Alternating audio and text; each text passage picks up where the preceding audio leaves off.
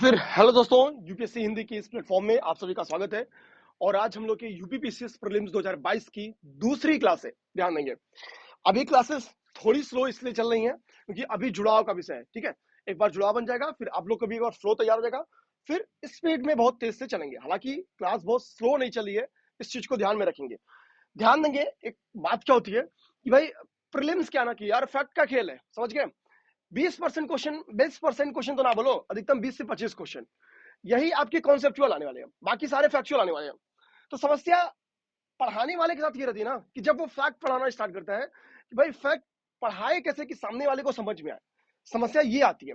Fact याद करने का मैं हमेशा एक ही तरीका बोलता हूँ यार, कि अपने दिमाग में एक इमेज बनानी है। हालांकि मैं वो कोशिश करता हूँ, लेकिन कई बार इमेज बहुत गंदी वाली बनती है, ठीक, और वो क्लास में बोली नहीं जा सकती है। ठीक है, तो मेरे कहने का मतलब क्या है ना कि आप व्यक्तिगत किसी भी फैक्ट को याद करने के लिए अपने दिमाग में एक बार इमेज बना लो। अपना काम बस इतना होना चाहिए कि पेपर में अगर संबंधित क्वेश्चन आता है तो हमारा काम होना चाहिए कि भैया उस ऑप्शन को, जो सही ऑप्शन है, उसको पहचान कर लेना।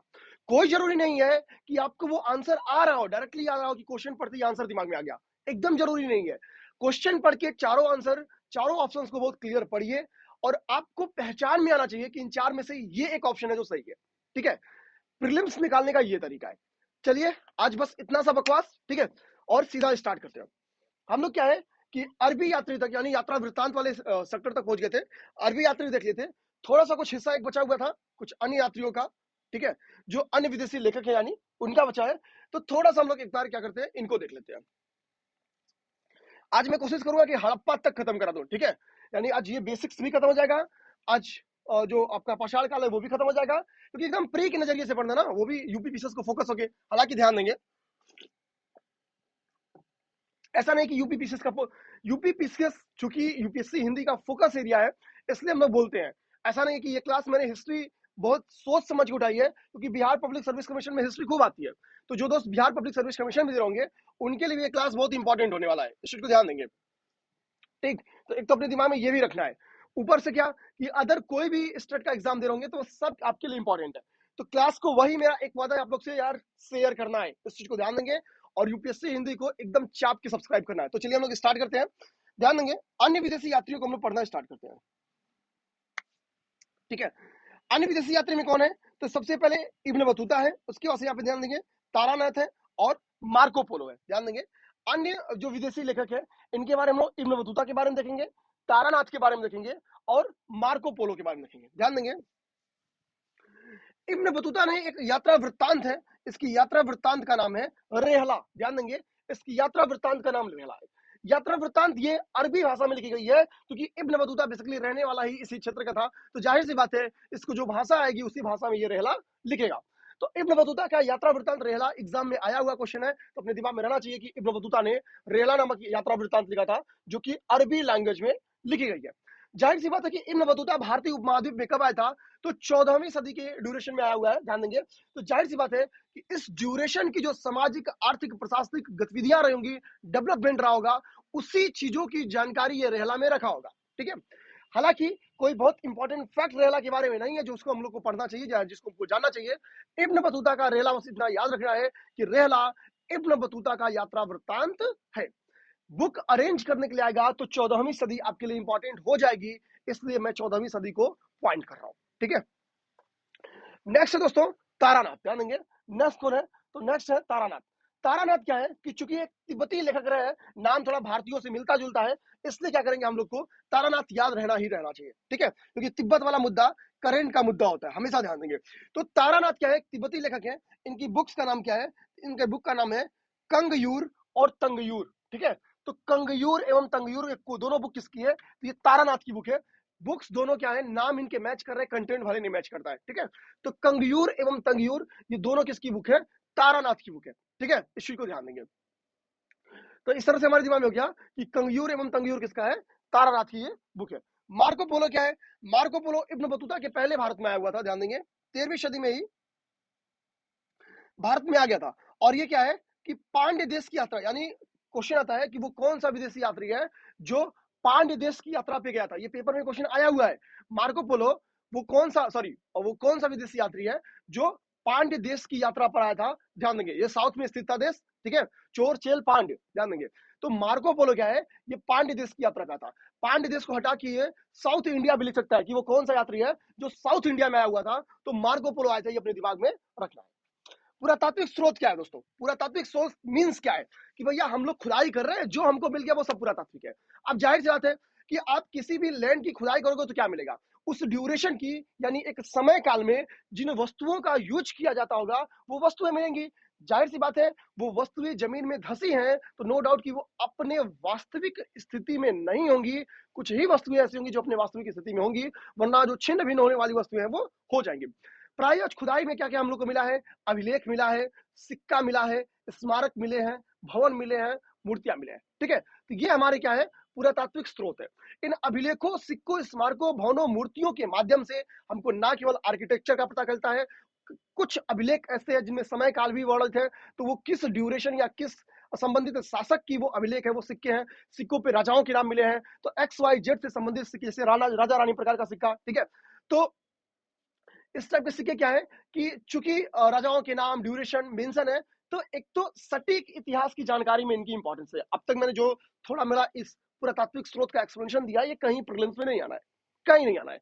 चित्रकला, भीमबेटका फॉर एग्जांपल है, ठीक, ये कहीं नहीं आना है। बस ये चीज माइंड के लिए कि भाई पुरातात्विक स्रोत हम क्यों पढ़ रहे हैं। तो पुरातात्विक स्रोत के बारे में क्वेश्चन आता है कि एक्स वाई जेड अभिलेख किससे संबंधित है, एक्स वाई जेड टाइप के सिक्के किससे संबंधित है, या सोने के सिक्के किसने चलाए, चांदी के सिक्के किसने चलाए, ठीक है। आघात सिक्के के बारे में क्वेश्चन पूछ देता है, उसके बाद से जो लेड के सिक्के हैं उनके बारे में क्वेश्चन पूछ देता है, ठीक है। स्मारक और भवनों में क्या, हड़प्पा से रिलेटेड भी भवन है, ठीक है, तो पूछता रहता है। मूर्तियां चूंकि हड़प्पा से लेके आगे के ड्यूरेशन में मिलती रही है, चित्रकला का सबसे अच्छा एग्जांपल पाषाण काल से मिल जाता है, ठीक है। तो क्वेश्चन बनते रहते हैं, बेसिकली यहाँ से क्वेश्चन लोकेशन आधारित ही बनते हैं, तो फैक्चुअली ही बनते हैं, मेरे कहने का मतलब ये है। अब देखिए, पहला पॉइंट उठा के अभिलेख के बारे में बता रहा है। यहाँ पे बेसिकली क्या है, अभिलेखों के बारे में जिन अभिलेखों को बोला है, तो सबसे पहली बात होती है कि सबसे प्राचीन अभिलेख हमारे पास कौन सा मिला है। ध्यान देंगे, सिक्के में सबसे प्राचीन सिक्के वो कौन से जिनका हम लोग यूज करते थे, ठीक है। इस टाइप के क्वेश्चन एक्चुअली जो सबसे प्राचीन है, यानी सबसे पहला वाला है, वो क्वेश्चन बन के आता है। ध्यान देंगे दोस्तों, एक अभिलेख है जिसका नाम है बोगोज कोई अभिलेख। ध्यान देंगे, बोगोज कोई अभिलेख। बोगोज कोई एक्चुअली एक जगह है, एक लोकेशन है, और ये लोकेशन कहां पे स्थित है, ये एशिया माइनर में, एशिया माइनर में ये लोकेशन स्थित है। बोगोज कोई अभिलेख क्या है, इस अभिलेख की प्राप्ति बोगोज कोई नामक स्थान पे हुई थी, जो स्थान मध्य एशिया माइनर में स्थित है। इसी कारण इस अभिलेख का नाम बोगोज कोई अभिलेख है। ध्यान देंगे, ये अभिलेख क्या है, 1400 ईस्वी पूर्व का माना जाता है। 1400 ईस्वी पूर्व का ये अभिलेख माना जाता है, और माना जाता है ये सबसे प्राचीन अभिलेख है। तो पेपर में क्वेश्चन आता है कि सबसे प्राचीन अभिलेख की प्राप्ति या सबसे प्राचीन अभिलेख कौन सा है, तो बोगोज कोई है। प्राप्ति स्थल क्या है, तो मध्य एशिया माइनर। ध्यान देंगे मेरे दोस्तों, चूंकि ये मध्य एशिया माइनर में इसकी प्राप्ति हुई है, तो यहाँ पे फिर भी क्या देखा जाता है कि यहाँ पे कुछ भारतीय, ध्यान देंगे कुछ भारतीय देवी देवताओं का और इसमें वर्णन मिलता है। फॉर एग्जाम्पल, इंद्र, मित्र, वरुण और नासत्य। नासत्य बेसिकली अश्विनी को कहते थे। अश्विनी पुत्र कौन थे, पांडवों में एक पांडव, जो शेष दो पांडव थे उनमें से एक जो थे वो अश्विनी पुत्र कहे जाते थे। ध्यान देंगे, तो मेरे कहने का मतलब क्या है, यानी युधिष्ठिर, भीम और अर्जुन को छोड़ के जो शेष थे, नकुल और सहदेव, नकुल या सहदेव में से कोई एक बंदा ऐसा था, शायद सहदेव, ठीक है, वो अश्विनी पुत्र थे। पेपर में क्वेश्चन नहीं है, बस समझने के लिए मैं बात बोल रहा हूं, ठीक है। तो नाशत्य किसको कहते थे, अश्विनी को कहते थे नाशत्य। तो चार देवताओं का वर्णन आपके बोगोज कोई अभिलेख में है, इंद्र का, मित्र का, वरुण का और नाशत्य का। आप जब बैकियर सॉल्व करेंगे तो आपको पता चलेगा, हाँ भैया बोगोज कोई अभिलेख से क्वेश्चन आया हुआ है। बस मेरे दोस्तों, मेरा एक ही वादा है आप लोग से, आप लोग बैकियर सॉल्व करना साथ साथ शुरू करेंगे। सीधी सी बात है, एक साइडेड रहेंगे तो रिजल्ट मिलेगा लेकिन संतोषजनक नहीं मिलेगा। आप वही कहने लायक रहेंगे, मेरा रिजल्ट 20 क्वेश्चन से रुक गया, मेरा रिजल्ट 10 क्वेश्चन से रुक गया, 5 क्वेश्चन से रुक गया। लेकिन भलाई तब है ना, आप तब सामने आके यूट्यूब पे बोलेंगे कि भाई आप लोगों ने जो सिस्टम प्रोग्राम चलाया था वो बहुत बेहतरीन था, क्योंकि उसका रिजल्ट मिला आपको। देखिए बेहतरीन क्या ना, कि जब आपको रिजल्ट मिले आप तब मैसेज करें, ये मैसेज करेंगे यार कि बेनिफिट किया, तो उतना आनंद की प्राप्ति नहीं होती है, ठीक है, सिंपल सी बात। अच्छा, ठीक है, और यूपीएससी हिंदी की टेस्ट सीरीज ऑलरेडी चल रही है, ठीक है, नया बैच उसका लॉन्च होने जा रहा है। यूपीएससी हिंदी का जो प्री टाइम बैच है, जो कि एक क्रैश कोर्स है, बेहतरीन ये दोनों प्रोग्राम है, यूपीएससी हिंदी के प्रोग्राम है, तो नो डाउट बेहतरीन होने वाले हैं, ठीक है। तो पहली बात ये, अभी होली की छुट्टी दी जा रही है इस पूरे इस शेड्यूल पे, चाहे वो प्री टाइम बैच हो अर्थात जो यूपीपीसी से क्रैश कोर्स है या यूपीएससी हिंदी की टेस्ट सीरीज है, इन दोनों पे बेहतरीन छूट दी जा रही है। कुल 30% की डिस्काउंट दी जा रही है, ध्यान देंगे। लगभग 1/3 डिस्काउंट दी जा रही है दोस्तों, ध्यान देंगे। आप लोग क्या चाहिए, इस कोर्स से एक बार जुड़ के अपनी तैयारी को और भी धारदार कर सकते हैं। मैं कॉन्टेक्ट डिटेल लिख देता हूं, तो 8840751912, ठीक है। ये व्हाट्सएप नंबर है, ये टेलीग्राम नंबर है। आपको इस नंबर पे व्हाट्सएप पे टेलीग्राम कर देना, सारी डिटेल आपको दे दी जाएगी। ये संक्षेप में यूपीएससी हिंदी का प्रचार था, जो कि नितांत आवश्यक है, मेरे लिए भी आपके लिए भी। इस चीज को ध्यान देंगे। चलिए हम लोग देखते हैं। तो यहां से प्री का क्वेश्चन एकदम इंपॉर्टेंट है कि बन के आएगा यहाँ का, ठीक है। प्रीलिम्स का क्वेश्चन यहां से बन के आता है।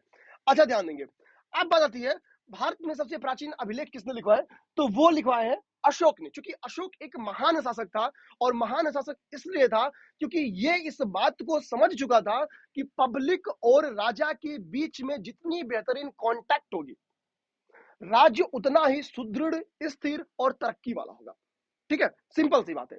तो अशोक क्या करेगा, अशोक अभिलेखों के माध्यम से राजज्ञाओं को, कल्याणकारी योजनाओं को, निर्देशों को अभिलेखों के माध्यम से पब्लिक में पहुंचाने की कोशिश करेगा। अब हम लोग समझते हैं।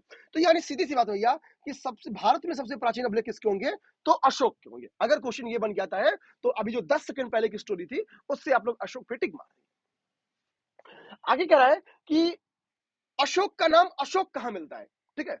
अशोक का नाम अशोक उसके कुल 4 अभिलेखों से मिलता है। मेरे दोस्तों ध्यान देंगे, जिन 4 अभिलेखों से नाम मिलता है, उन 4 अभिलेखों के नाम यूपीपीसी पूछती रहती है। तो ध्यान देंगे दोस्तों, मास्की, ध्यान देंगे, मास्की, गुर्जरा, निट्टूर और उडेगोलम, ये 4 अभिलेख है मेरे यारों। मास्की, गुर्जरा, निट्टूर और उडेगोलम, ये वो 4 ऐसे अभिलेख हैं जिनके माध्यम से अभिलेख अशोक के नाम को का स्पष्ट वर्णन है इन 4 अभिलेखों में। अर्थात इन चारों में अशोक का नाम अशोक वर्णन है। इस चीज को ध्यान देंगे, यानी अशोक के नाम का स्पष्टया वर्णन किन अभिलेखों में है, तो मास्की में है, गुर्जरा में है, निट्टूर में है, उडेगोलम में है। पेपर में 4 ही ऑप्शन आता है, ABCD। तो इन्हीं में से किसी एक अभिलेख का नाम हटाएगा और आपसे बोलेगा निम्नलिखित में से कौन सा शामिल नहीं है, या ऐसे प्रकार के क्वेश्चन कूट में भी दे सकता है। मेरे यारों इसमें तैयार रहेंगे, मास्की, गुर्जरा, निट्टूर और उदेगोलम। अच्छा बात आती है कि भाई चल, अशोक ने क्या किया, अभिलेख तो लिखवा दिया, ठीक है, लेकिन लिपियां क्या है, लिपियां क्या है उसकी। तो ध्यान देंगे, जो मैक्सिमम अभिलेख इसकी वो ब्राह्मी में है, मैक्सिमम। क्वेश्चन को क्लियरली पढ़ेंगे। क्वेश्चन क्या पढ़ रहा है कि अभिलेख की अशोक के अभिलेखों की सामान्य लैंग्वेज पूछ रहा है, ये मतलब मैक्सिमम यूज लैंग्वेज पूछ रहा है, या फिर केवल लिपि पूछ रहा है। ध्यान देंगे, सॉरी, मैक्सिमम यूज की गई लिपि पूछ रहा है या फिर केवल लिपि पूछ रहा है। केवल लिपि बोलेगा तो ब्राह्मी लिपि केवल यूज नहीं की गई है, ब्राह्मी के साथ साथ खरोष्टी यूज की गई है, यूनानी यूज की गई है, आर्मेयिक यूज की गई है। ध्यान देंगे, 4 यूज की गई है, ब्राह्मी, खरोष्टी, यूनानी, आर्मेयिक। बेसिकली इन लिपियों का यूज अभिलेखों में अशोक के द्वारा उन स्थलों को यानी उन स्थानों को ध्यान में रख के किया गया है कि जिस स्थान विशेष में जिस लिपि के यूज करने वाले या जिस लिपि को सहजता के भाव से समझने वालों की संख्या जिस आधार पर ज्यादा है, उस आधार पर इस लैंग्वेज को लिखी गई है। इस चीज को ध्यान देंगे, या इस लिपि का प्रयोग किया गया है, ठीक है। यानी ब्राह्मी लिपि के क्षेत्रों में ब्राह्मी लिपि देखने को मिलेगी, क्योंकि मैक्सिमम एरियाज यही है, तो यहाँ पे ब्राह्मी लिपि सर्वाधिक देखने को मिलती है। तो ब्राह्मी, खरोष्टी, यूनानी और आर्यमाइक अपने दिमाग में रखना है। अब नेक्स्ट देखेंगे, अगला ध्यान देंगे दोस्तों, एक क्या है, ठीक है, एक गरुड़ स्तंभ लेख प्राप्त हुआ है। ध्यान देंगे, इस चीज को फोकस करेंगे आप लोग। एक गरुड़ स्तंभ लेख प्राप्त हुआ है। ये गरुड़ स्तंभ लेख कहां से प्राप्त हुआ है, तो मामा जी का जो विदिशा है ना, मामा जी अर्थात किसका, शिवराज मामा का, ठीक है। तो मध्य प्रदेश में शिवराज मामा मुख्यमंत्री है, तो इसके लिए मैं मध्य प्रदेश को मामा का स्थल बोलता हूं, ठीक है। तो मामा का स्थल अर्थात जो मध्य प्रदेश है, मध्य प्रदेश में एक लोकेशन है बेस नगर। तो इस बेस नगर से क्या है, गरुड़ स्तंभ लेख की प्राप्ति हुई है। और ऐसा माना जाता है कि ये गरुड़ स्तंभ लेख क्या है, द्वितीय शताब्दी ईस्वी पूर्व से संबंधित है। ध्यान देंगे, द्वितीय शताब्दी ईस्वी पूर्व से संबंधित है। ये आपके लिए इंपॉर्टेंट नहीं है, आपके लिए इंपॉर्टेंट यह है कि गरुड़ स्तंभ लेख कहां से प्राप्त की गई है, तो मध्य प्रदेश बेस नगर से। ध्यान देंगे दोस्तों, ये स्तंभ लेख किसका है, ध्यान देंगे, तो ये स्तंभ लेख यवन राजदूत क्या है, हेलियोडोरस का है। ध्यान देंगे, यवन राजदूत हेलियोडोरस का, यही पेपर में क्वेश्चन आता है। क्वेश्चन आएगा कि गरुड़ स्तंभ लेख के संदर्भ में निम्नलिखित कथनों पर विचार कीजिए। पहला, इस स्तंभ लेख का प्राप्ति स्थल बेस नगर मध्य प्रदेश है। सेकंड, ये स्तंभ लेख यवन राजदूत हेलियोडोरस का है। तो ध्यान देंगे ये दोनों क्वेश्चन सही है। ध्यान देंगे इस गरुड़ स्तंभ में, गरुड़ वर्ड किसका है? गरुड़ वर्ड बेसिकली संबंधित है, गरुड़ वाहन है भगवान विष्णु का। भगवान विष्णु भागवत धर्म के या भागवत संप्रदाय से संबंधित है। तो नो डाउट कि इसमें क्या है कि भागवत धर्म के विकसित होने के साक्ष्य मिले। किसमें? गरुड़ स्तंभ लेख में। तो जाहिर सी बात है भैया, नाम ही गरुड़ स्तंभ लेख है, तो किस धर्म के डेवलप होने के साक्ष्य मिलेंगे? भागवत धर्म के। ठीक है, तो ये कुछ बेसिक्स होते हैं जिनको याद करना जरूरी नहीं है, समझ जाइएगा। बस अच्छी बात यह है कि आपको ये गरुड़ स्तंभ लेख याद करना है, हेलियोडोरस। यहाँ पे कुछ ऐसा रमन चमन नाम नहीं है। ठीक है, तो नाम याद करना है हेलियोडोरस। ठीक है, अब लोग नेक्स्ट देखते हैं। ठीक है, नेक्स्ट देखेंगे। यहाँ पे सोगोरा स्तंभ लेख के बारे में लिखा गया है। और दोस्तों ये इतनी इंपॉर्टेंट, ध्यान देंगे, इसको फोकस करेंगे। सोगोरा स्तंभ लेख इतना इंपॉर्टेंट है कि भारत में पहली बार पड़े, या हम लोग कह सकते हैं भारतीय उपमहाद्वीप में पहली बार पड़े अकाल का, जिसको संस्कृत में दुर्भिक्ष कहते हैं, दुर्भिक्ष की जानकारी हमको सोगोरा स्तंभ लेख से मिलती है। दुर्भिक्ष की जानकारी हमको सोगोरा स्तंभ लेख से मिलती है। ठीक है, तो क्वेश्चन अगर आएगा तो दिमाग में रखेंगे।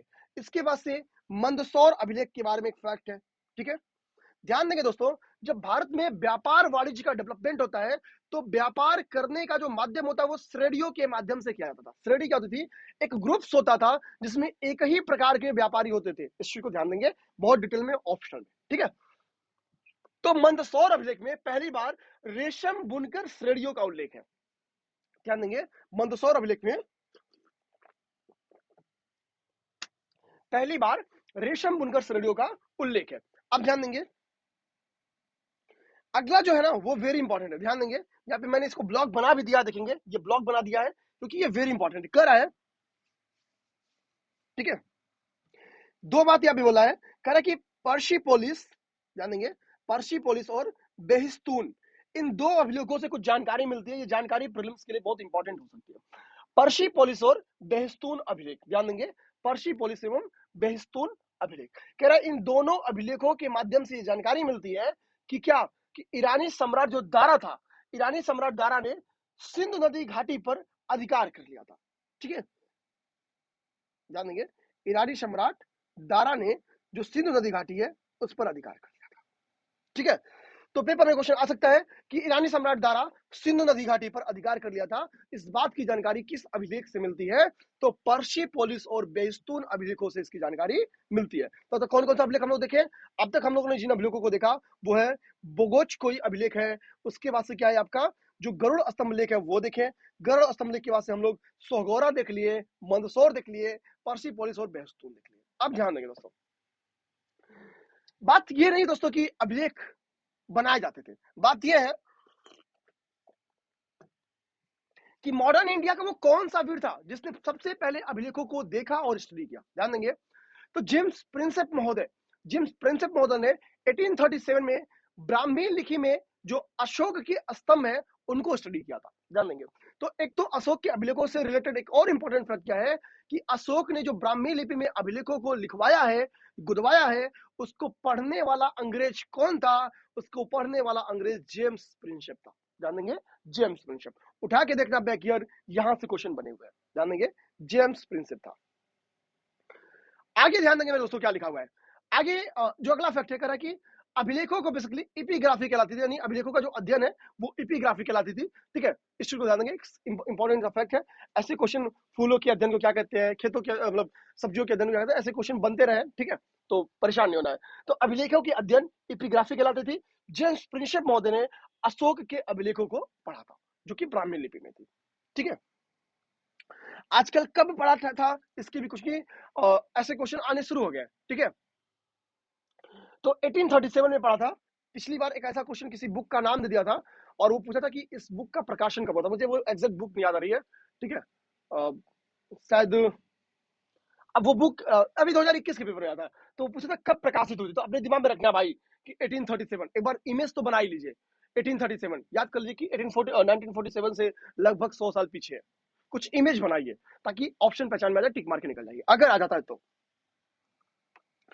अब ये सबसे इंपॉर्टेंट फैक्ट है, सती प्रथा का जो प्रथम साक्ष्य हमको 510 ईस्वी में मिलता है भानुगुप्त के एरन अभिलेख से। अब सोचिए इसका मतलब क्या है मेरे दोस्तों कि सती प्रथा भारतीय समाज की विशेषता नहीं है।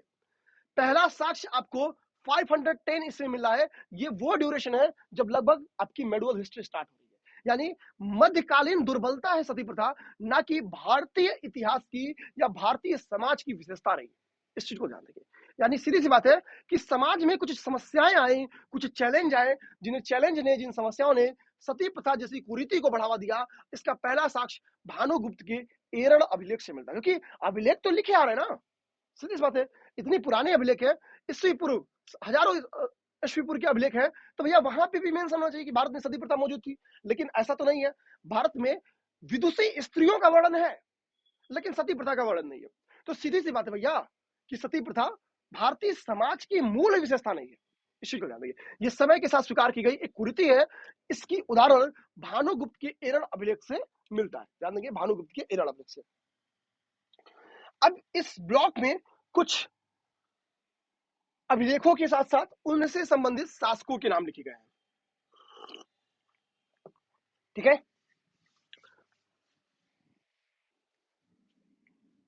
चलिए वीडियो रिकॉर्ड हो रहा है, आप लोग को सपोर्ट करना है दोस्तों। मैं पहले बताया हूं आप लोग को, देखिए अभी मेरी पहली वीडियो अराउंड 1500 के करीब में व्यू गई है। ठीक है, व्यू से उतना ज्यादा मतलब नहीं है, बस व्यू क्या होता है ना कि अपने मोटिवेशन के लिए बहुत इंपॉर्टेंस रखता है। ठीक है, तो मैं जो आपसे वादा किया हूं क्लासेस डेली मिलने का, वो तो मिलेगा ही मिलेगा। ठीक, बस आपको मेरा मोटिवेशन बनाए रखने के लिए, ताकि मैं भी और बेहतरीन काम कर सकूं क्लास के बीच में, और भी बेहतरीन ऊर्जा के साथ आप लोग समझ लो। आप समझिए कि केवल एक गिलास पानी के दम पे मैं यहाँ पे आपको पढ़ा रहा हूँ, मेरे इर्द गिर्द और भी पीने खाने की कोई चीज नहीं है। हालांकि क्लास में खाई जा भी नहीं सकती है। ठीक है, अभी तुरंत बाद आपकी समझिए कि मुझे फिर क्लासेस रिकॉर्ड करनी है। तो सिंपल सी बात है, मैंने आपसे बोला था कि केवल और केवल फीस के रूप में यही आपसे कि भाई इस वीडियो को सपोर्ट करता है, मैक्सिमम लोग तो पहुंच जाए। क्योंकि देखिए भारत में मुझे पता है कि बहुत लोग की पर कैपिटा इनकम बहुत गंदी है भारतीय ग्रामीण समाज में, तो नो डाउट कि उनको भी लाभ मिलना चाहिए जो इस पीसीएस स्तरीय परीक्षा की तैयारी ग्रामीण पृष्ठभूमि में कर रहे हैं, जिनके पास नहीं रुपए। जैसे हम लोग कोशिश किए कि प्री टाइम बैच हम लोग अपना जो क्रैश कोर्स है वो बहुत सस्ता चला दे। अब देखेंगे 30% डिस्काउंट हो रहा है, तो नो डाउट कि उसकी फीस 1000-1100 के अराउंड आ जाने वाली है। लेकिन ठीक है, हम लोग मान ही जाना कि भाई इतनी भी किसी के पास क्षमता नहीं हुई, उनकी भी तो मदद करनी है, ये हमारी नैतिक जिम्मेदारी है। तो मैं उस नैतिक जिम्मेदारी का निर्वहन कर रहा हूँ, आपको उस नैतिक जिम्मेदारी का निर्वहन करना, वीडियोस को शेयर करके। ठीक है, अब देखना है अपने दोस्तों में, कम से कम 2 दोस्तों में इसको पहुंचा दीजिएगा, बाकी देखते हैं जो होगा। ठीक है, तो यहाँ पे अभिलेख में क्या है, हाथी गुम्फा अभिलेख है। हाथी गुम्फा अभिलेख का जो संबंध है वो किससे है, आपकी कलिंग राजा खारवेल से संबंधित है। एक बार मैचिंग में भी क्वेश्चन आया था कि कलिंग जो खारवेल है इनका संबंध किस राज्य से है, तो कलिंग राज्य से। ठीक है, इशू जानेंगे कलिंग। अभी हम लोग जब अशोका पढ़ेंगे तो कलिंग की अपनी हिस्ट्री हम लोग पढ़ देंगे उसको। ठीक है, जूनागढ़ जिसको हम लोग नॉर्मली गिरनार का अभिलेख भी कहते हैं, या जूनागढ़ अभिलेख को हम लोग गिरनार अभिलेख भी कहते हैं, ये अभिलेख क्यों इंपॉर्टेंट है, ये रुद्रदामन जो कि एक महान शासक था इससे संबंधित है, यानी रुद्रदामन से संबंधित है। नासिक अभिलेख गौतमी बलश्री से संबंधित है। नासिक अभिलेख गौतमी बलश्री से संबंधित है। प्रयाग स्तंभलेख वेरी इंपॉर्टेंट, ठीक है, समुद्रगुप्त से संबंधित है, ध्यान देंगे। समुद्रगुप्त इतिहास का सबसे महान शासकों में से एक है, इसके बारे में हम लोग डिटेल में देखेंगे। आगे समुद्रगुप्त के बारे में लिखा गया है, तो हम लोग जहां लिखा गया वहीं फोकस करेंगे। ठीक, मंदसौर अभिलेख किसका है, तो ये यशोवर्मन का है, जो कि मालवा नरेश है। ध्यान देंगे, मालवा नरेश है। तो यहाँ पे मैंने एक ऊपर कलिंग राजा कौन है, खारवेल है, मालवा नरेश कौन है, यशोवर्मन है। मैचिंग के लिए भी क्वेश्चन आ सकता है, यहां से अन्य क्या संभावनाएं बन सकती है, मैं उस पर भी इसी के लिए आप लोग को फोकस कर रहा हूं। क्लासेस का इंपॉर्टेंस आप लोग समझ सकते हैं। ठीक है, पूरी ईमानदारी के साथ आप लोग के बीच में हम लोग, एहोल अभिलेख किसका है, पुलकेशिन द्वितीय का। कई बार क्वेश्चन एहोल अभिलेख पे बन के आया हुआ है, ध्यान देंगे। एहोल अभिलेख किसका है, पुलकेशिन द्वितीय का एहोल अभिलेख है। ध्यान देंगे मेरे यारो, पुलकेशिन द्वितीय का है आपका क्या, एहोल अभिलेख। एहोल अभिलेख पुलकेशिन द्वितीय का है। ग्वालियर अभिलेख किसका है, तो ग्वालियर अभिलेख प्रतिहार नरेश भोज का है। ध्यान देंगे, भोज, ठीक है, प्रतिहार नरेश भोज का। अभी हम लोग ये भी देखेंगे कि उत्तर के राजा को क्या कहते थे, दक्षिण के राजा को क्या कहते थे, पूर्व के राजा को क्या कहते थे, पश्चिम के राजा को, मध्य के राजा को। ये जो भोज, राजा, महाराजा, ये वर्ड सुनते हैं ना, ये क्षेत्र के हिसाब से जो शासक वर्ग था उसका नाम रखा जाता था कि एक्स वाई जेड क्षेत्र के शासक को भोज कहते थे, किसी को महाराजा, किसी को राजा। ठीक है, जैसे मध्य भाग को राजा कहते थे। अभी हम लोग सारे को देखेंगे, हम लोग परेशान नहीं होंगे। ठीक है, भीतरी तथा जूनागढ़ अभिलेख ध्यान देंगे उसको, वो किसका है, स्कंद गुप्त का है। और देवपाड़ा अभिलेख बंगाल शासक विजय सेन का है। मेरे यारों याद रखना, इसको याद कर लेना है, ये ना याद करना पैर पे कुल्हाड़ी मारने के बराबर है, ना कि कुल्हाड़ी को पैर पे। ठीक है, सीधी सी बात है। कुल्हाड़ी को पैर पे मारना उतनी दुख की बात नहीं होती है, पैर देख रहे हैं कि कुल्हाड़ी पड़ी है और जाके मार दे रहे हैं, ये ज्यादा दुख की बात है। क्योंकि कुल्हाड़ी पैर पे काटते वक्त भी लग सकती है, गलती हो सकती है, लेकिन यहाँ पे तो जानबूझ के आत्महत्या है। ठीक है, तो हाथी गुम्फा अभिलेख कलिंग राजा खारबेल का है, जूनागढ़ अभिलेख आपके रुद्रदामन का है, नासिक अभिलेख आपकी गौतमी बलश्री का है, प्रयाग स्तंभलेख समुद्रगुप्ता का है, मंदसौर अभिलेख आपके यशोवर्मन जो कि मालवा नरेश है उनका है, पुलकेशिन द्वितीय, ठीक है, का एहोल अभिलेख है, ग्वालियर अभिलेख किसका है, प्रतिहार नरेश भोज का है, भीतरी तथा जूनागढ़ अभिलेख स्कंदगुप्त का है, देवपाड़ा अभिलेख बंगाल शासक विजय सिंह का है। ठीक है, तो ये अभिलेख और उसके शासकों से संबंधित आपकी जानकारी होगी। सिक्के देखिए, सिक्कों को देखते हैं। नेक्स्ट जो पुरातात्विक स्रोत में हम लोग क्या देखेंगे, सिक्का देखेंगे। ठीक है, नेक्स्ट है सिक्का, ध्यान देंगे सिक्कों के अध्ययन को हम लोग क्या कहते हैं, तो ध्यान देंगे सिक्कों के अध्ययन को न्यूमिस्मेटिक्स कहते हैं। ध्यान देंगे सिक्कों के अध्ययन को न्यूमिस्मेटिक्स या न्यूमिस्मेटिक्स कहते हैं। ठीक है, जो भी आप लोग पढ़ लीजिए। ठीक है, छोटा वाला जो था उससे थोड़ा सा तेज पढ़ा था, तो न्यूमिस्मेटिक्स कहते हैं इसको, किसको, सिक्के के अध्ययन को। ध्यान देंगे जाहिर सी बात है कि भैया पहले के लोग जो आपको धातुएं मिलेंगी उन्हीं को कॉइन्स में तब्दील कर देंगे। तो तांबा, चांदी, सोना, शीशा, जैसे जैसे समय के साथ इसका डेवलपमेंट मिलता गया, ये लोग उसी को कॉइन्स में तब्दील कर देंगे। ठीक है, यहाँ भी जो महंगी धातुएं हैं उनकी इंपॉर्टेंस ज्यादा है, जो हल्की धातुएं हैं, जो सस्ती धातुएं हैं, जो समाज में इजिली मिल जा रही हैं, उनकी इंपॉर्टेंस थोड़ा कम है। ठीक है, या कम है।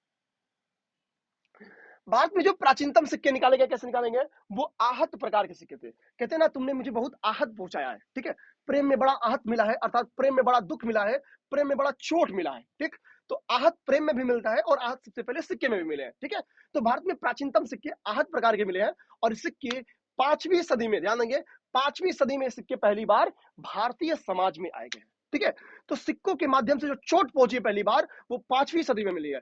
एक्चुअली होता क्या था कि सपोज की हमको डिसाइड किया कि भैया ये XYZ कॉइन्स में हमको मछली का सिक्का चाहिए, तो हमने क्या किया कि एक हमारे पास मुहर हुआ जिसमें हम लोगों ने मछली की आकृति बना ली है और उठा के उस कॉइन पे ठप्पा मारे और मछली की आकृति बन गई। ठीक है, तो वो क्या हो गया कि आहत के माध्यम से, अर्थात चोट के माध्यम से हम लोगों ने एक सिक्के को, एक विशेष प्रकार के सिक्के को एक आकार दिए।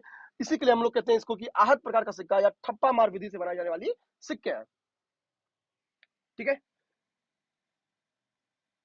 अब ध्यान दीजिए, मैंने कहा कि जब समय के साथ कुछ खास कॉइन्स बनने लगते हैं, जैसे सातवाहन आएंगे, स से सातवाहन, स से सीसा, सीसा, याद करने में बड़ा दिक्कत होती है कि सातवाहनों ने कैसे सिक्के चलाए हैं। ठीक है, गुप्त शासक को, आर्ट एंड कल्चर का गुप्त पीरियड को स्वर्ण युग कहा जाता है। ध्यान देंगे, मैंने सारे जहां जहां संभावनाएं हैं आपको याद कराने की, मैं उससे पीछे नहीं हटूंगा। ध्यान देंगे सातवाहनों ने शीशे के सर्वप्रथम सिक्के जारी किए थे या सर्वाधिक सिक्के जारी किए थे। ध्यान देंगे शीशे के सर्वाधिक सिक्के किसने जारी किए, सातवाहनों ने। तो जाहिर सी बात है शीशे का था दिल मेरा।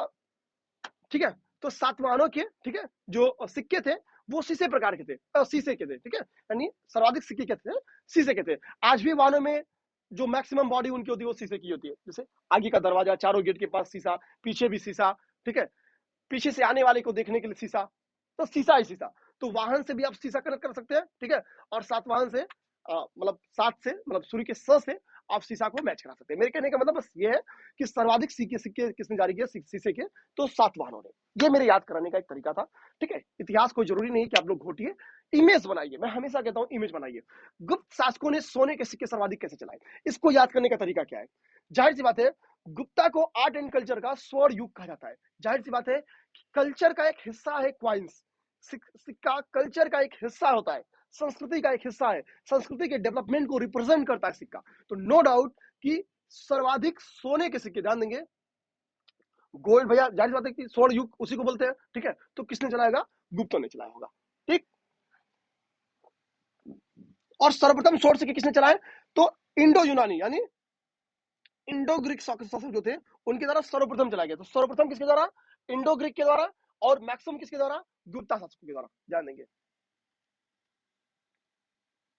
अब मूर्तियां, स्मारक एवं भवनों के बारे में बेसिकली यहाँ पे लिखा गया है, तो हम लोग इसमें बहुत परेशान नहीं होंगे। ठीक है, ध्यान देंगे जो गुफाएं थी, ईटीसी जगह थी, वहां से हम लोगों को चित्रकला वगैरह मिली है। जैसे देखेंगे अजंता से हमको चित्र मिला है, एलोरा से हमको चित्र मिला है। ठीक है, जो समय के साथ महल और मंदिर को हम लोग देखेंगे, तो ये सारी चीजें हम लोग क्या है ना कि भी आगे देखेंगे। ध्यान देंगे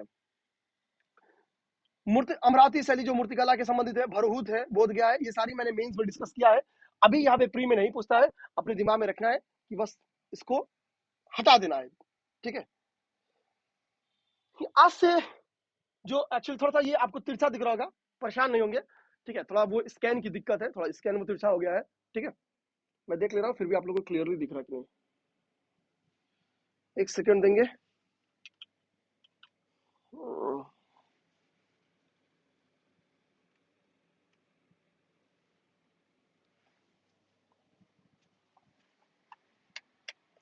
ठीक है, थोड़ा वीडियो की एक बार क्वालिटी देख लेते हैं कि चीजें रिकॉर्ड हो रही हैं, कोई दिक्कत तो नहीं।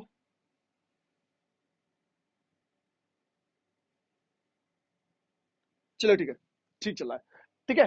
तो ध्यान देंगे, भारत में जब हिस्ट्री हम लोग पढ़ते हैं तो काल विभाजन सबसे बड़ी बात आती है, क्योंकि पाषाण काल हम लोग सबसे पहले स्टार्ट करते हैं।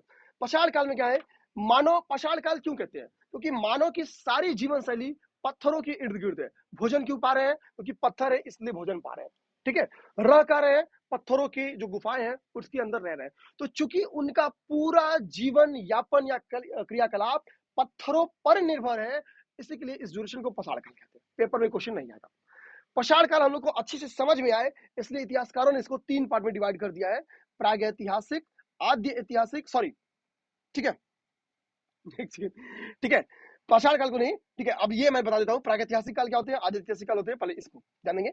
बेसिकली इतिहास को समझने की दृष्टि से जानेंगे, इसको 3 पार्ट में डिवाइड किया गया, प्रागैतिहासिक, आद्य ऐतिहासिक एवं ऐतिहासिक। मुझे लगा ये पाषाण काल को डिवीजन कर रहा है, क्योंकि ठीक है, उस फ्लो में ये निकल गया। तो ध्यान देंगे, अभी मैं पाषाण काल का डिवीजन बता दूंगा। अब देखिए, ये क्वेश्चन नॉर्मली बना के दे देते हैं कि भैया कि प्रागैतिहासिक किसे कहते हैं, आद्य ऐतिहासिक किसे कहते हैं, और ऐतिहासिक किसे कहते हैं। प्रागैतिहासिक का मतलब क्या होता है, प्रागैतिहासिक का मतलब होता है भैया उनको लिखने लिखने ही नहीं आता था, ठीक है। उनकी जो भी हमको जानकारी मिलती है वो पुरातात्विक साक्ष्यों के आधार पर मिलती है। कोई उनके हमारे पास उनकी लिखित और एविडेंस जो है वो है ही नहीं। देखिए, दो बात होती है, एक बात तो यह है कि हमारे पास कोई लिखित साक्ष्य है ही नहीं। देखिए, 3 चीज ध्यान देंगे। एक बात क्या होती है कि हमारे पास कोई लिखित साक्ष्य है ही नहीं। दूसरी बात क्या है कि हमारे पास लिखित साक्ष्य है लेकिन हम उनको पढ़ नहीं सकते। तीसरी बात, हमारे पास लिखित साक्ष्य भी है और हम उसको पढ़ भी सकते हैं। इसी आधार पर इसको इस 3 पार्ट में डिवाइड किया गया है, ठीक है। तो जब हमारे पास लिखित साक्ष्य है ही नहीं, अर्थात हमारे पास उस ड्यूरेशन को जानने के लिए कौन से साक्ष्य है, हमारे पास उस ड्यूरेशन को जानने के लिए पुरातात्विक साक्ष्य है, ठीक है। तो जब हमको इतिहास की ज्ञान का स्रोत जो है पूर्णतः पुरातात्विक हो, कोई लिखित माध्यम ना हो, ऐसे ड्यूरेशन को हम लोग कहते हैं प्रागैतिहासिक काल। जैसे पाषाण काल जान देंगे, जैसे नौ पूरा पाषाण काल, मध्य पाषाण काल एवं नौ पाषाण काल, ये पाषाण काल का डिवीजन है, जान देंगे। पाषाण काल का ये डिवीजन है, ठीक है। आद्य ऐतिहासिक काल क्या होता है, आद्य ऐतिहासिक काल का मतलब होता है, अब मैं यहाँ पे लिखा नहीं है बट मैं बता देता हूँ, ठीक है। आद्य ऐतिहासिक काल का क्या मतलब होता है, आद्य ऐतिहासिक काल, यहाँ पे क्या कि प्रागैतिहासिक जो क्या उसको बोलते हैं, ठीक है, पुरातात्विक स्रोत भी है, ठीक है, पुरातात्विक स्रोत है, साथ साथ क्या है हमारे पास लिखित स्रोत भी है, यानी लिखित साक्ष्य भी है, लिखित साक्ष्य भी है, ध्यान रखिएगा। तो लेकिन लिखित साक्ष्य ऐसे है कि अभी हम लोग इसकी लैंग्वेज को समझ नहीं पाए, ठीक है, यानी लैंग्वेज को डिकोड नहीं कर पाए, तो जाहिर सी बात है कि हम लोग इसको स्टडी नहीं कर पा रहे हैं, ठीक है। तो लिखित साक्ष्य है लेकिन स्टडी नहीं हो पा रही है, यह है आपका आद्य ऐतिहासिक। और हमारे पास इसका एग्जांपल क्या हो जाएगा, इसका एग्जांपल हो जाएगा हड़प्पा, हड़प्पा, ठीक है। ऐतिहासिक में क्या हो गया, ऐतिहासिक में हमारे पास इसके लिखित साक्ष्य भी है और हम लोग इसको स्टडी भी कर ले रहे हैं, जैसे वैदिक पीरियड, ठीक है। उम्मीद करते हैं ये तीनों बात आप लोग समझ गए। इतिहास में यूपीपीसीएस में पहले ऐसे क्वेश्चन बनते थे कि जो पूरा पाषाण काल है ये कब से कब तक है, मध्य पाषाण काल कब से कब तक है, नौ पाषाण काल कब से कब तक है। अब ये दौर बीत गया, अब ऐसे क्वेश्चन नहीं बनते हैं, ध्यान देंगे। जिनको लगता है कि मुझे जानना है उनसे मैं यही कहूंगा, घटना चक्र पढ़ेंगे, पलटेंगे, पूर्वावलोकन वहां लिखा है, पाचक, ठीक है। सारी चीजें ना हम लोग इस क्लास में पढ़ सकते हैं, ठीक।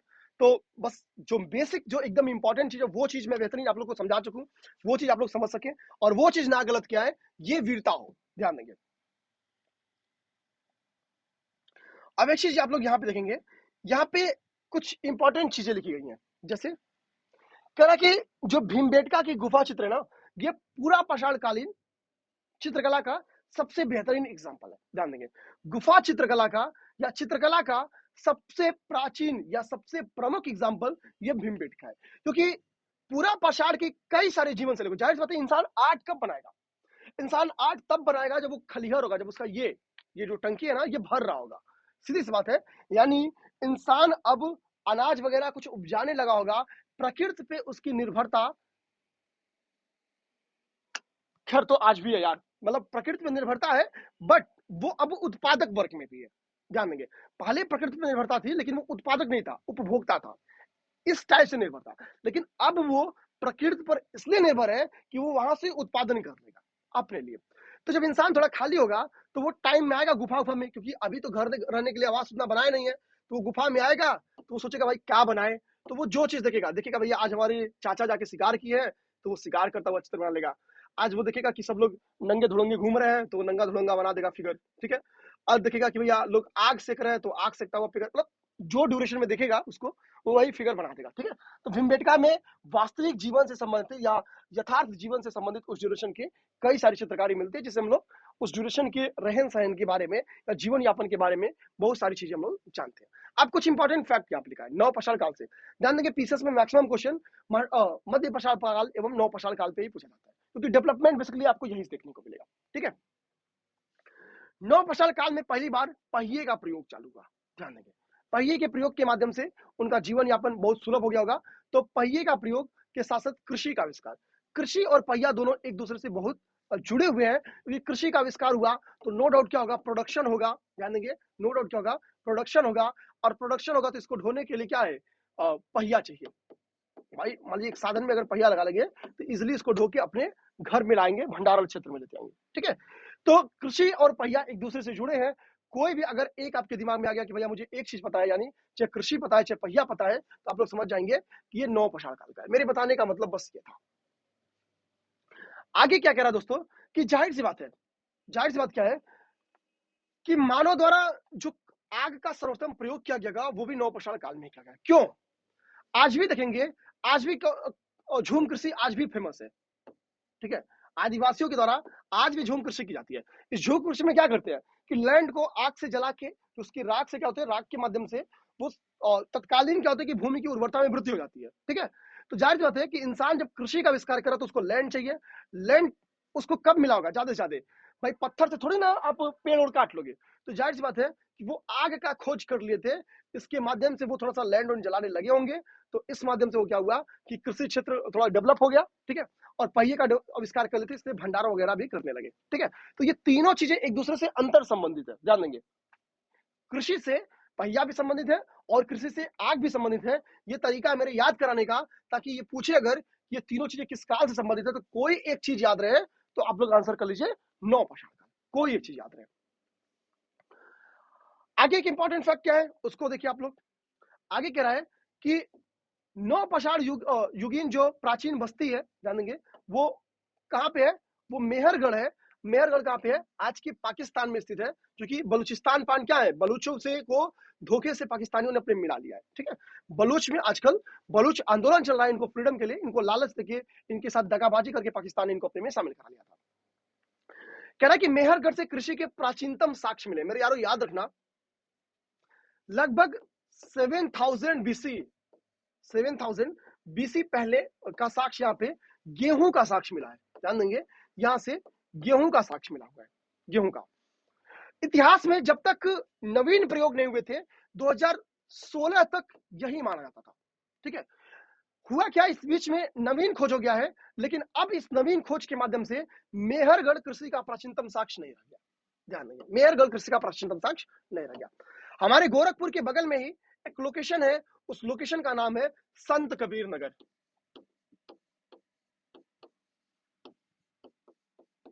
संत कबीर नगर, इस संत कबीर नगर के बगल में एक लोकेशन है, उसका नाम है लहुरा देव। जान देंगे, उसका नाम है लहुरा देव। इस लहुरा देव से क्या है, इस लहुरा देव से 9000 बीसी पहले का हमको चावल का साक्ष्य मिला है। यानी कृषि के प्राचीनतम साक्ष्य अगर पेपर में आ रहा होगा तो संत कबीर नगर का इस लहुरा देव को टिक करेंगे। ध्यान देंगे, लहुरा देव को, ठीक है। और पहले एक कोल्डियावा था, कोल्डियावा में चावल का सबसे प्राचीन साक्ष्य मिला था, वो नियर अबाउट आपका 3000 या 4000 बीसी का था, तो उससे इंपॉर्टेंट नहीं है। अब तो चूंकि चावल का प्राचीनतम साक्ष्य क्या हो गया, लहुरा देव हो गया। लहुरा देव ऑप्शन में नहीं रहेगा तो आप लोग कोल्डियावा टिक कर दीजिएगा, ठीक है। और लहुरा देव ऑप्शन में नहीं रहेगा तभी आप लोग मेहरगढ़ भी टिक करिएगा, लेकिन क्वेश्चन को क्लियर समझना है। क्वेश्चन अगर कहेगा कि कृषि का प्राचीनतम साक्ष्य और ऑप्शन में मेहरगढ़ भी है, लहुरा देव भी है, ध्यान देंगे, ऑप्शन में मेहरगढ़ भी है और ऑप्शन में लहुरा देव भी है, तो आप लोग क्या करेंगे कि लहुरा देव को टिक करेंगे। लेकिन अगर क्वेश्चन पूछेगा कि भारत में गेहूं का प्राचीनतम साक्ष्य, तो मेहरगढ़ से होगा, क्योंकि जो लहुरा देव से मिला वो चावल मिला हुआ है, ठीक है। उम्मीद करते हैं आप लोग तथ्य को समझ गए होंगे। अब ध्यान दीजिए, चूंकि कृषि के पहले क्या है, ठीक है, जो मध्य प्रसार काल था, वहीं पे देखिए क्या हो रहा है। मध्य प्रसार काल में बेसिकली डेवलपमेंट क्या हुआ है, ठीक है, ध्यान देंगे। मध्य प्रसार काल में पशुपालन स्टार्ट हो चुका है, ध्यान देंगे, मध्य प्रसार काल में पशुपालन स्टार्ट हो चुका है। मध्य प्रसार काल के दो स्थल है, एक का नाम है होशंगाबाद, ध्यान देंगे, एक का नाम है होशंगाबाद और दूसरे का नाम है बागोर। बागोर, इन दोनों लोकेशन यहाँ पे देखिए लिखा भी है होशंगाबाद एवं बागोर। होशंगाबाद कहाँ पे स्थित है, मध्य प्रदेश में स्थित है। बागोर आपका कहाँ पे स्थित है, बागोर आपका राजस्थान में स्थित है। पशुपालन के सर्वाधिक प्राचीनतम साक्ष्य इसी होशंगाबाद एवं बागोर से मिले हैं। ये क्वेश्चन अभी रिसेंट में बन के चला आया था, ठीक है, ये क्वेश्चन अभी रिसेंट में बन के चला आया था, ध्यान देंगे। तो दिमाग में रखना है होशंगाबाद कहाँ पे स्थित है, मध्य प्रदेश में, और बागोर कहाँ पे स्थित है, राजस्थान में, ठीक है। ये मध्य प्रसार कालीन स्थल है, आपने दिमाग में रखना है। इससे पता चल रहा है कि पशुपालन स्टार्ट कब हो गया होगा, मध्य प्रसार काल में। अब आइए नेक्स्ट देखते हैं, ठीक है, नेक्स्ट देखते हैं।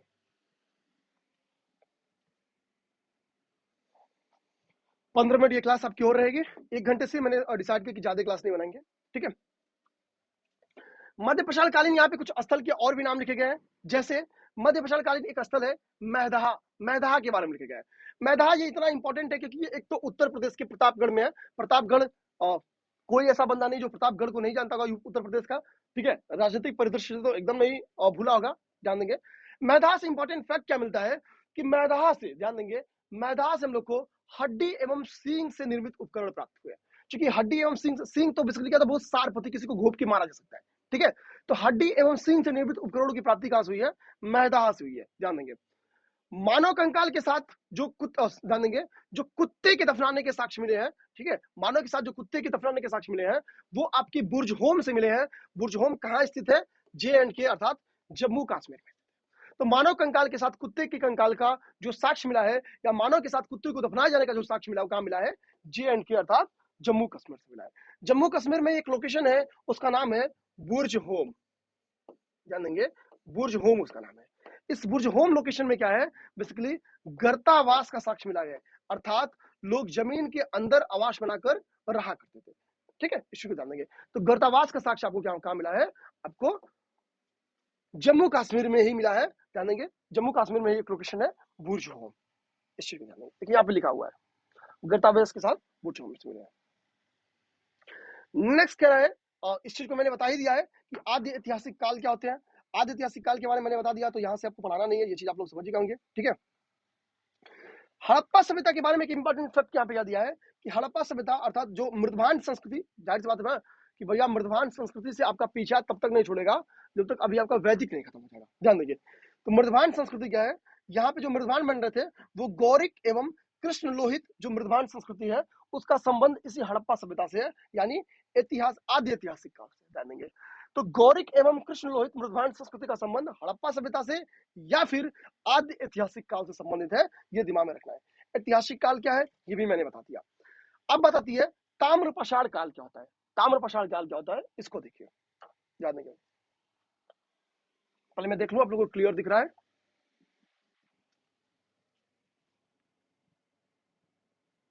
ठीक है। चलिए मुझे थोड़ा सा साइड से इधर करना होगा।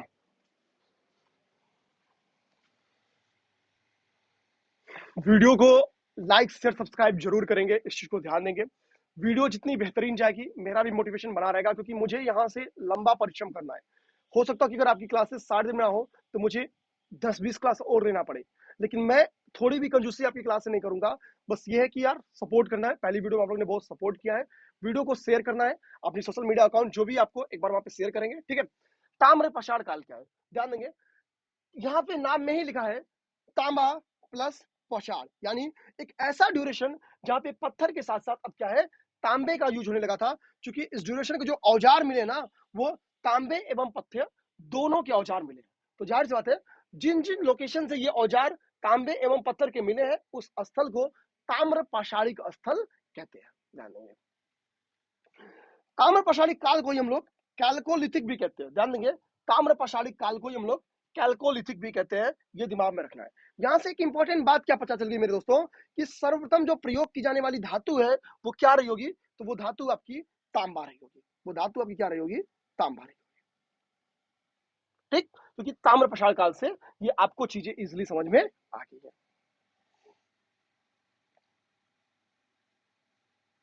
ध्यान देंगे यहाँ पे क्या है कि कुछ ताम्र पाषाणिक जो लोकेशन है उनके बारे में लिखा है। जैसे दक्षिणी पूर्वी जो राजस्थान यानी जो राजस्थान वाला क्षेत्र है वहां भी ताम्र पाषाणिक स्थल पाए गए हैं। जैसे यहाँ पे 2 स्थल है राजस्थान में, यहाँ पे मैं लिख दूं आरजे, आरजे मतलब राजस्थान, राजस्थान से अहाड़ और गिलुंद पाया गया है। राजस्थान में अहाड़ पाया गया है और गिलुंद पाया गया है, ठीक है। तो अहाड़ एवं गिलुंद क्या है, ये राजस्थान के ताम्र पाषाणिक स्थल है। मध्य प्रदेश से भी ताम्र पाषाणिक स्थल पाए गए हैं। जैसे मालवा, कायथा और एरड़, ये 3 जो है ये मध्य प्रदेश से पाए गए हैं, मालवा, काथा और एरड़। महाराष्ट्र से भी कुछ लोकेशन पाया गया है और दक्षिण पूर्वी भारत से भी हमको ताम्र पाषाणिक स्थल देखने को मिलते हैं। लोकेशन आधारित क्वेश्चन राजस्थान और मध्य प्रदेश से ही, चूंकि यूपी से ज्यादा फोकस होती है इसलिए यहाँ को उसने दे दिया है। जान देंगे मालवा, काथा, एरड़ यहाँ पे हो गया, यहाँ आहार एवं गिलुंद हो गया, ठीक है। इस चीज को ध्यान देंगे, यानी हम लोग कह सकते हैं कि ताम्र पाषाणिक स्थल का जो विकास है वो साउथ इंडिया तक है। क्यों, क्योंकि महाराष्ट्र लगभग साउथ वाला हिस्सा हो जाता है, ठीक है। अब यहाँ पे थोड़ा सा मालवा मृदभांड के बारे में चर्चा कर रहे हैं। एक्चुअली मालवा मृदभांड मेरे दोस्तों ध्यान दीजिएगा, ताम्र पाषाणिक मृदभांडों में सबसे उत्कृष्ट जो मृदभांड है, ठीक है। आप कायथा, एरड़, अहाड़, गिलुंद कोई भी मृदभांड संस्कृति उठा लेंगे, इनमें सर्वाधिक उत्कृष्टतम जो मृदभांड है वो आपका मालवा मृदभांड है। ध्यान देंगे ताम्र पाषाणिक मृदभांडों में, तो पेपर में क्वेश्चन आएगा कि ताम्र पाषाणिक मृदभांडों में सर्वाधिक उत्कृष्ट मृदभांड किसका है, तो मालवा मृदभांड, ऑप्शन बी एरड़ मृदभांड, ऑप्शन डी गिलुंद मृदभांड, ऑप्शन डी अहाड़ मृदभांड, ठीक है। तो मालवा मृदभांड के साथ आपको जाना है।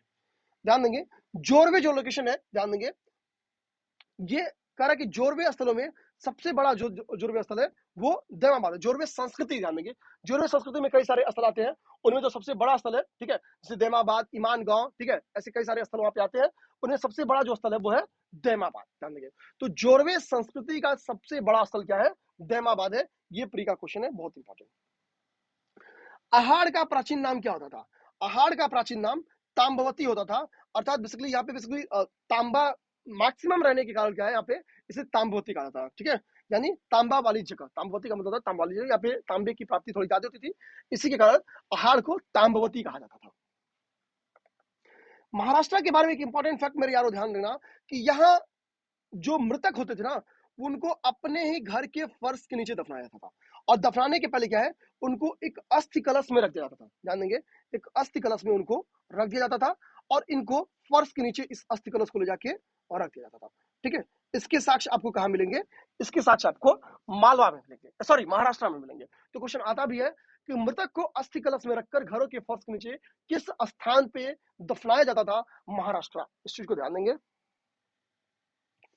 कायथा एक ऐसी संस्कृति है, ध्यान देंगे मेरे दोस्तों, कि यहाँ पे जो मृदभांड पाए गए हैं वो प्राक हड़प्पन भी है, वो हड़प्पन भी है और हड़प्पोत्तर भी, अर्थात हड़प्पा के पहले के भी है, हड़प्पा के ड्यूरेशन के भी यहाँ पे मृदभांड पाए गए हैं, और हड़प्पा पश्चात संस्कृति के भी मृदभांड आपको कायथा से मिले हैं। ध्यान देंगे कायथा से मिले हैं। कायथा लोकेशन कहाँ पे स्थित है, तो पश्चिमी मध्य प्रदेश का एक लोकेशन है, ध्यान देंगे, ठीक। ये भी एक चीज अपने आपको समझ गए।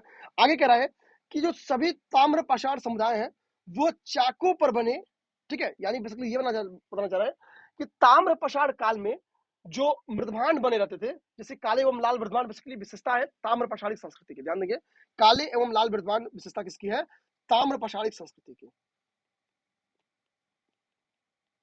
और ये मृदवान चाक पर बने हैं, यानी अब हाथ से बने नहीं है, चाकों का डेवलपमेंट किया गया, अब चाक पे बनना स्टार्ट हो गया।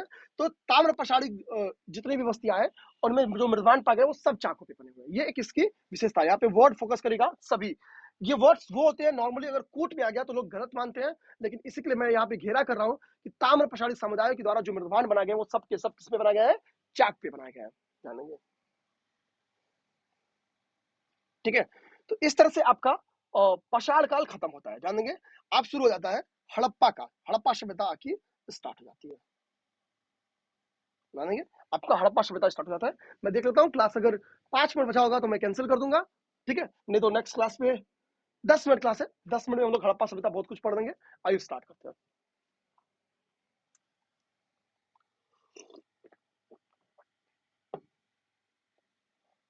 ठीक है, हड़प्पा सभ्यता। हड़प्पा सभ्यता के ध्यान देंगे दोस्तों, प्राय इसके 3 चरण होते हैं। वो 3 चरण जो स्क्रीन पे आपको दिख रहे हैं वो ये है, प्राक हड़प्पा सभ्यता, परिपक्व हड़प्पा सभ्यता और उत्तर हड़प्पा सभ्यता। ठीक है, इस चीज को, इसकी टाइम पीरियड को आप लोग नहीं याद करेंगे, बस इस चीज को दिमाग में रखना है, ध्यान देंगे। यह एक आद्य ऐतिहासिक सभ्यता है, मैं पहले बता चुका, ये आपको समझ भी आ गया होगा कि क्यों यह एक आद्य ऐतिहासिक सभ्यता है। इसमें उम्मीद करते हैं आपको दिक्कत नहीं होगी। ठीक है, ये चीज मैंने बता दिया है। मैं एक बार देख लेता हूँ स्क्रीन आपको क्लियरली दिख रही है या नहीं। ठीक है, चलिए दिख रही है। ठीक है, स्क्रीन दिख रही है आप लोग को। ठीक है, आगे कह रहा है, ध्यान देंगे कि सिंध सभ्यता को क्या है कि अगर अब यहाँ पे काल विभाजन इसका लिखा है कि काल विभाजन इसका बेसिकली 2300 से लेके 1700 ईस्वी पूर्व तक का माना जाता है। अपने लिए इंपॉर्टेंट नहीं है काल विभाजन पे, अब यूपी पीसीएस क्वेश्चन पूछना बंद कर दिए। हालांकि ध्यान देंगे कि रेडियो कार्बन तिथि क्या होती है, ठीक है, इसके माध्यम से क्या है कि जो इसका टाइम पीरियड डिसाइड किया गया है वो 2300 से 1700 पूर्व ईस्वी पूर्व तक का ये माना जाता है। ठीक है, मृदवान संस्कृति क्या है, इसकी चित्रित लाल मृदवान, इसका सिंधु सभ्यता का इसकी विशेषता है। ध्यान देंगे, काले रंग के आकृतियों से चित्रित लाल मृदवान इस संस्कृति की विशेषता है। तो मृदवान इसकी क्या है वो हम लोग देख लें कि काले रंग की आकृतियों से चित्रित लाल मृदवान। ठीक है, ये चीज हम लोग देख लिए। अब क्या है, यहाँ पे इसकी विकास के बारे में बताया गया कि हड़प्पा सभ्यता का विकास कहां से कहां तक हुआ था। ठीक है, हड़प्पा सभ्यता का विकास, ध्यान देंगे कि जो इसका विकास है वो पूर्वी क्षेत्र कराए। सिंधु सभ्यता का सर्वाधिक जो विकास है वो पूर्वी क्षेत्र में हुआ था। ध्यान देंगे, जो पूर्वी पुरास्थल है वो हिंडन नदी के किनारे आलमगीरपुर। ठीक है, यानी ईस्ट में क्या है, ईस्ट में मैक्सिमम कहां पे था, तो ईस्ट में आलमगीरपुर, ए लिख दिया मैंने, ईस्ट में आलमगीरपुर। क्या ध्यान देंगे, तो पूर्वी क्षेत्र, ये आलमगीरपुर किस नदी के किनारे था, एच मतलब हिंडन नदी, एच मतलब हिंडन नदी। ठीक है, तो पूर्वी डेवलपमेंट इसका आलमगीरपुर तक था। और किस नदी के किनारे आलमगीरपुर स्थित था, हिंडन नदी के किनारे आलमगीरपुर स्थित था। पश्चिम का जो इसका विकास है, ध्यान देंगे, जो इसका पश्चिम का विकास है, ठीक है, पश्चिम का जो इसका विकास है वो क्या है, सुतका गेंडोर था, ध्यान देंगे, जो कि बलूचिस्तान में स्थित है। तो मैं यहाँ पे लिख देता हूँ सुतका गेंडोर। ठीक है, सुतका लिख दिया, आप लोग समझिएगा, सुतका गेंडोर। और ये डी लिख दिया, अर्थात ये दास्क नदी के किनारे स्थित है। पश्चिमी वाला क्या है, दास्क नदी के किनारे स्थित है। तो सुतका गेंडोर पश्चिमी इसका विकास है, जो कि दास्क नदी के किनारे स्थित है। आलमगीरपुर कहाँ स्थित है, आलमगीरपुर आपका हिंडन नदी के किनारे स्थित है।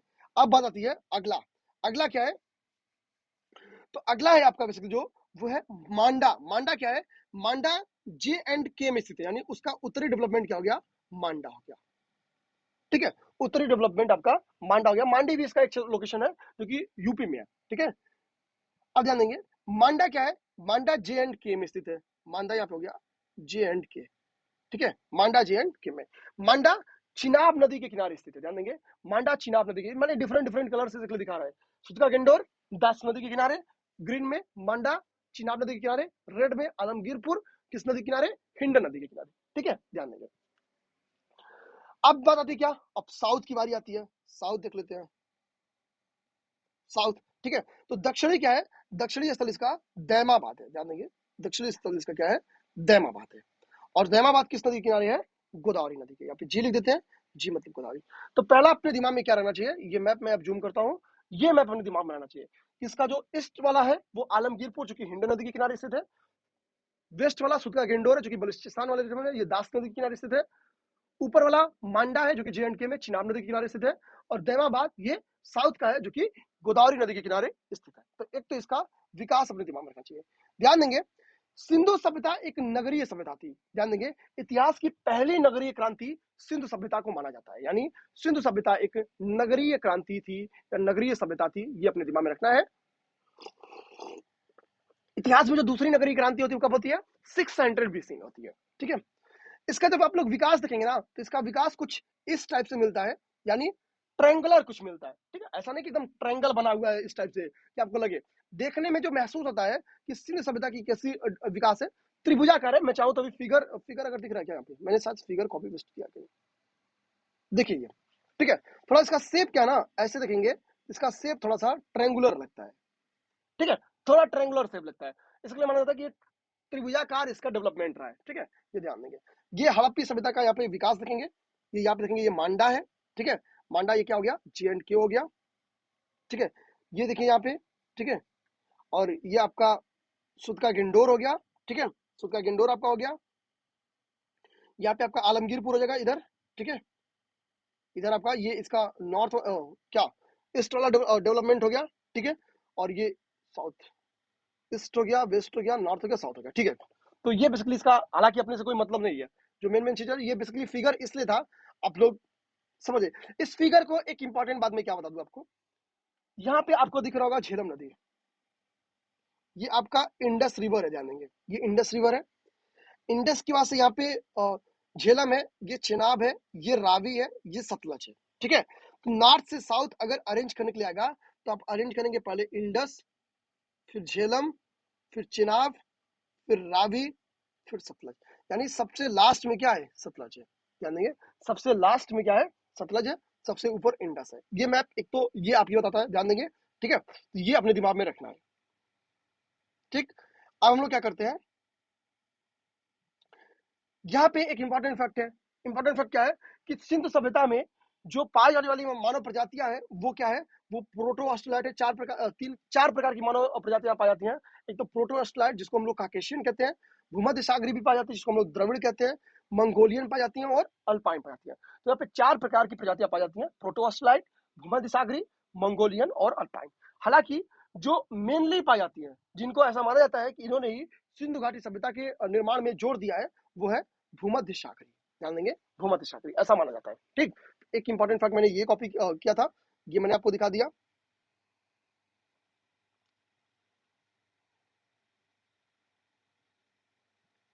ठीक है, अब ध्यान देंगे,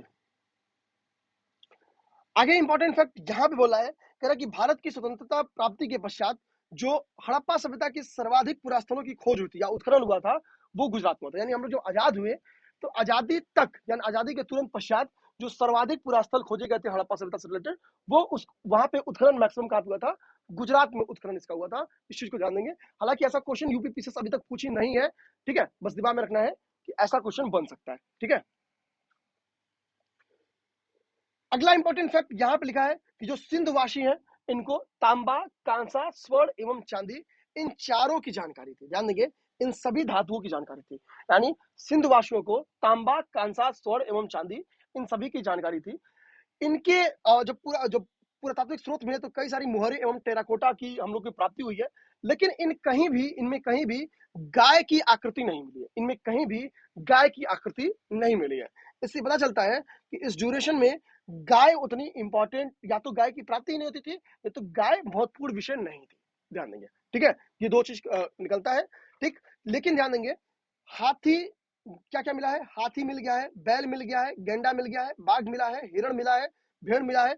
इन सभी पशुओं की प्राप्ति हुई है, बैल, हाथी, गेंडा, बाघ, हिरण। ध्यान देंगे, जैसे ये एक मूर्ति मिली थी, इस मूर्ति में ध्यान देंगे, इस मूर्ति में 4 पशु आपको देखेंगे। इसे माना जाता है ये बाघ है, ये हाथी है, ये गेंडा है और ये बेसिकली भैंसा है। ठीक है, इस ये 4 जानवरों की प्राप्ति बेसिकली इसी तरह से मूर्ति में पता चलता कि मिली थी। ठीक है, ध्यान देंगे।